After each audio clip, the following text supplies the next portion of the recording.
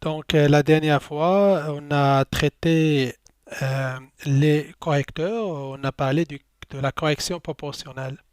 Donc, la correction proportionnelle, sa fonction de transfert est égale à KP. Et la commande, c'est après la correction, c'est U est égal à KP fois l'erreur. Donc, ce qu'on veut, on veut corriger cette erreur-là. Et ben voilà, on va maintenant étudier les caractéristiques de ce correcteur proportionnel. Donc, une fois étudié l'influence de la perturbation sur le système, définie par la fonction de transfert GP, et aussi étudier en éliminant les perturbations et voir l'impact de l'entrée sur le système.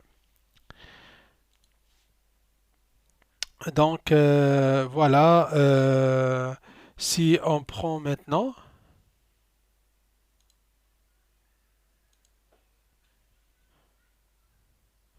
donc voilà, tout d'abord, on doit décrire la sortie du système en fonction de la perturbation et l'entrée du système. Donc YP est égal à quoi? Est égal à la fonction de transfert fois la somme de WP plus UP. Et UP est égal à quoi? Est égal à K fois l'erreur. Et l'erreur est égale à quoi? Est égal à XP moins YP. Ici, il s'agit d'un retour unitaire. Donc l'erreur est égale à XP moins, ce signal ici, c'est YP. S'il y a ici un gain, donc voilà, le signal entrant au sein du comparateur sera ce gain fois YP. Donc, dans ce cas, c'est pas on a un retour unitaire. Donc, YP est égal à, est égal à la fonction de transfert fois WP fois, entre parenthèses, K, entre parenthèses, XP moins YP. Et si on développe tout cela, on aura cette fonction-là, YP est égal à le quotient fois XP et ce quotient-là fois WP.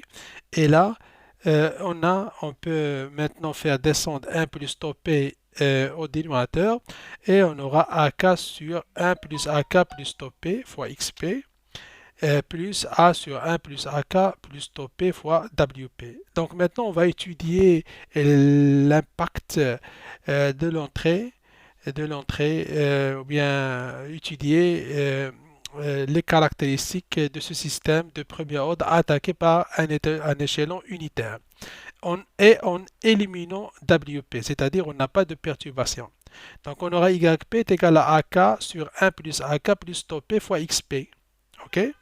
Et maintenant, ce qu'on peut constater, c'est que la constante du temps, la constante du temps est égale à tau sur 1 plus AK. Et le gain est égal à AK sur 1 plus AK.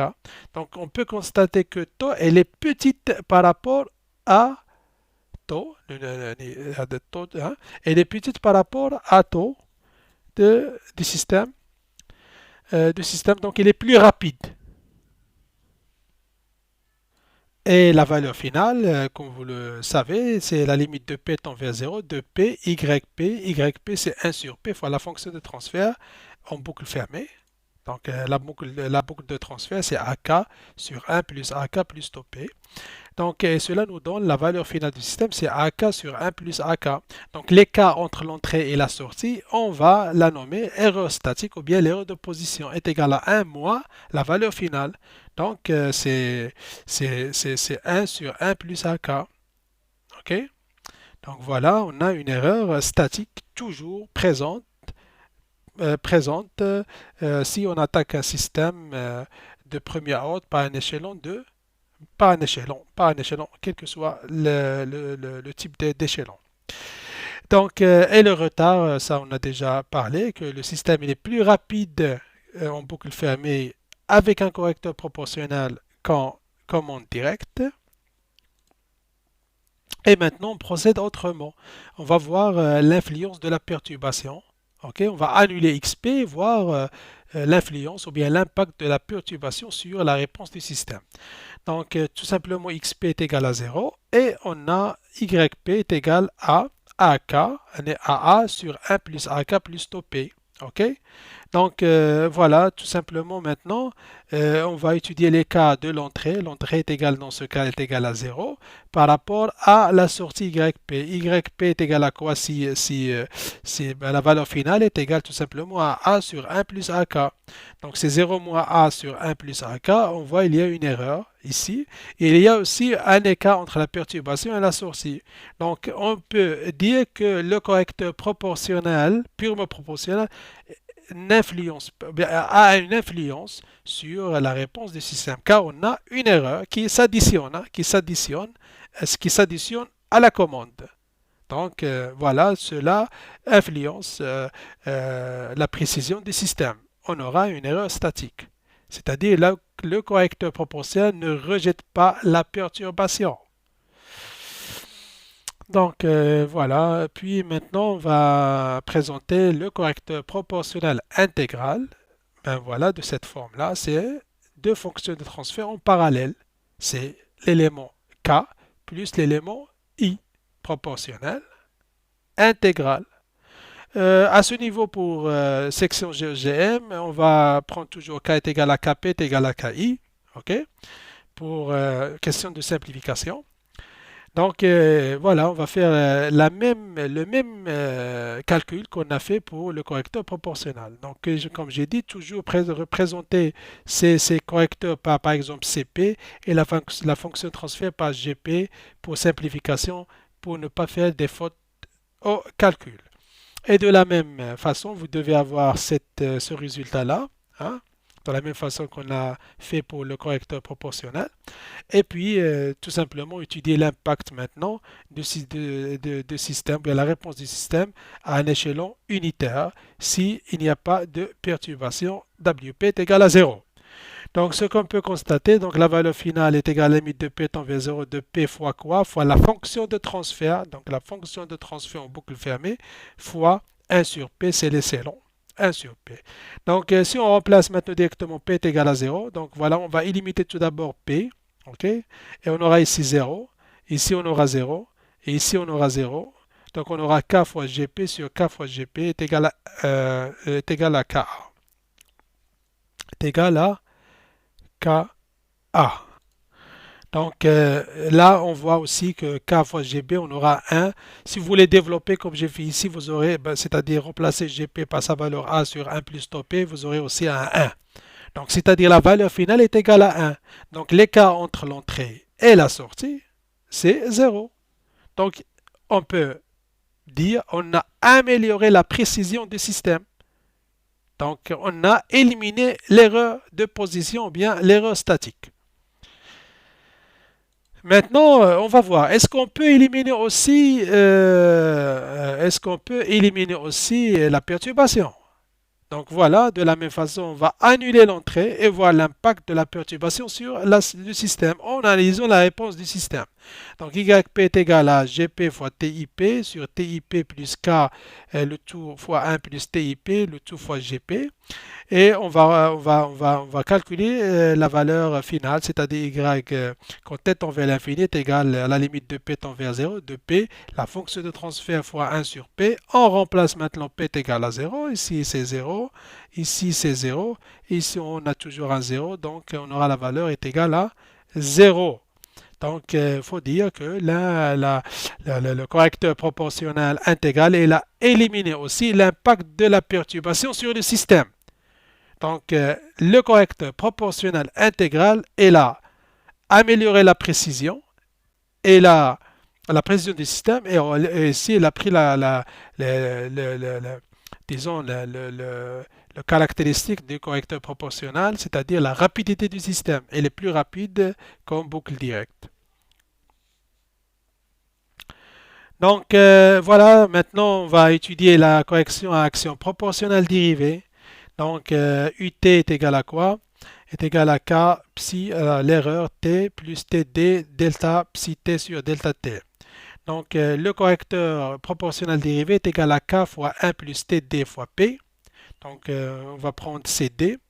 On a la fonction de transfert du premier ordre A sur 1 plus taux P. Si vous faisiez le calcul, vous aurez aussi cette expression-là, d'YP en fonction de XP, YP. Donc, on procède comme on a fait pour les deux correcteurs. Alors, on va éliminer la perturbation et voir l'impact d'un échelon unitaire sur la réponse du système. Donc, voilà, si on remplace pour avoir la valeur finale, on aura AK sur 1 plus AK. Vous voyez ici euh, qu'il y a l'impact, ou bien la présence de cette erreur statique de la correction proportionnelle. Là aussi, on retourne.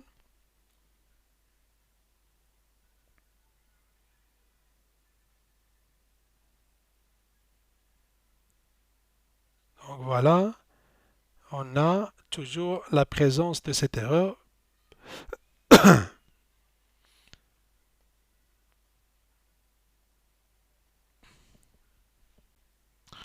Donc voilà, donc l'écart entre l'entrée et la sortie, c'est 1 moins AK sur 1 plus AK. Donc ça va donner 1 sur 1 plus AK. Donc ça, c'est l'erreur statique en utilisant un correcteur proportionnel dérivé. Il est plus rapide, c'est un dérivé. Donc la réponse, elle est rapide, mais on a toujours cette erreur statique. Donc, pour la perturbation aussi, il ne va pas éliminer la perturbation, mais il répond rapidement et corrige rapidement un correcteur proportionnel dérivé. Donc, voilà, donc pour avoir une correction PID, mais pour l'industrie, vraiment, ça suffit le correcteur PI. Mais voilà, on prend les bonnes choses de tous les correcteurs, c'est-à-dire PID, on a un correcteur PID. Donc vous trouvez cette forme-là, c'est-à-dire cette structure-là, où deux en parallèle et en série avec le correcteur proportionnel, ou bien tous les éléments de correcteur PID sont en parallèle. Donc voilà, d'une part. D'autre part, ça reste toujours cette question-là, comment avoir les valeurs de KP, les valeurs de TI et les valeurs de TD. Donc, soit on va utiliser MATLAB comme on a déjà fait ici, et tâtonner et voir, changer les valeurs pour avoir la réponse du système plutôt stable. Ça, c'est une méthode, hein. On peut l'utiliser, ok? Mais il y a aussi des scientifiques qui proposent des méthodes, par exemple la méthode de Nicole Ziegler et Nicole. Et lui, il propose tout d'abord de prendre la réponse du système, de la réponse indicielle du système. Voilà, on va la tracer tout d'abord. Et puis, c'est comme la méthode de Strejeck, on va tracer une tangente et l'intersection entre la tangente et l'axe des x, c'est ce point-là. Donc, de 0 jusqu'à TU, c'est le retard, c'est CTU. OK? Et ben voilà la valeur finale. L'intersection de la valeur finale par cette droite parallèle et l'intersection avec l'axe des x, ça va me donner de ce point jusqu'à ce point, c'est là le temps TA. Et à partir de ces deux éléments, je peux définir la fonction de transfert du système. Donc Gp est égal à l'exponentielle moins PTU fois A sur 1 plus PTA. Et en boucle ouverte, on va utiliser ce tableau, c'est-à-dire si vous voulez maintenant utiliser un correcteur proportionnel, purement proportionnel, donc la valeur du gain du Kp est égale à Ta sur Tu. Si vous voulez utiliser un correcteur proportionnel intégral, donc la valeur de Kp est égale à 0,9 fois Ta sur Tu. Les valeurs, vous avez pris cela par mesure et par traçage. OK? Un examen sera donné. Donc, la valeur de t est égale à tu sur 0,3. Et si vous voulez utiliser un correcteur PID, donc la valeur qui va prendre à KP, c'est 1,2 fois TA sur TU. TI, c'est 2 fois TU. Et TD est égal à 0,5 fois TU. Si on remplace ces valeurs-là pour une correction PID, on aura une simplification de CP, c'est-à-dire le correcteur PID complète égale 0,6 TA sur P, le tout fois P plus 1 sur TI. C'est seulement de calcul. Mais voilà, ce sont les valeurs que vous pouvez directement maintenant utiliser ici à MATLAB. OK? OK? Donc voilà une méthode pour définir rapidement ces coefficients du correcteur proportionnel intégral dérivé. Donc ce tableau peut être utilisé, ou bien cette méthode, on l'appelle méthode Ziegler et Nichols pour une boucle ouverte, hein. Donc voilà, en boucle ouverte. Maintenant, en boucle fermée. En boucle fermée, mais monsieur Ziegler et Nichols te dit, ben voilà, vous allez euh, augmenter le gain, ben voilà, je vais maintenant l'augmenter à 200 par exemple, et voilà la réponse.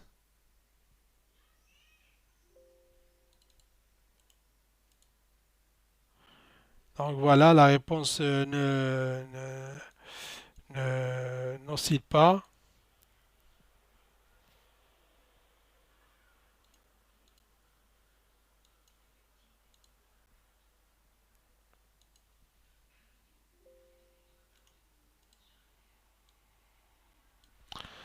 Donc voilà, je vais faire un autre exemple. Eh ben, il doit osciller, ok? Si on augmente le gain, et on aura un signal qui est sinusoïdal, ok? Et on peut à partir de ce signal sinusoïdal déduire TC. Donc TC de temps, c'est la période. Donc en déduisant cette période-là, donc ben voilà, on a tout d'abord le gain qui a mené à l'oscillation, qui a mené à osciller le système, c'est cassé, et on a la période TC. Donc cela, on a eu par simulation ou bien aussi par mesure, par simulation plutôt. Donc et voilà, vous avez un correcteur purement proportionnel est égal à 0,5 fois cassé. Pour un correcteur proportionnel intégral dérivé, donc c'est 0,6 fois cassé, 0,5 fois TC et 0,125 fois TC. Donc ce sont les valeurs qu'on doit prendre pour alimenter ces coefficients du correcteur PI2. Donc voilà l'exercice, on va le faire la semaine prochaine et Inch'Allah. Et donc bonne écoute et à demain Inch'Allah. Ça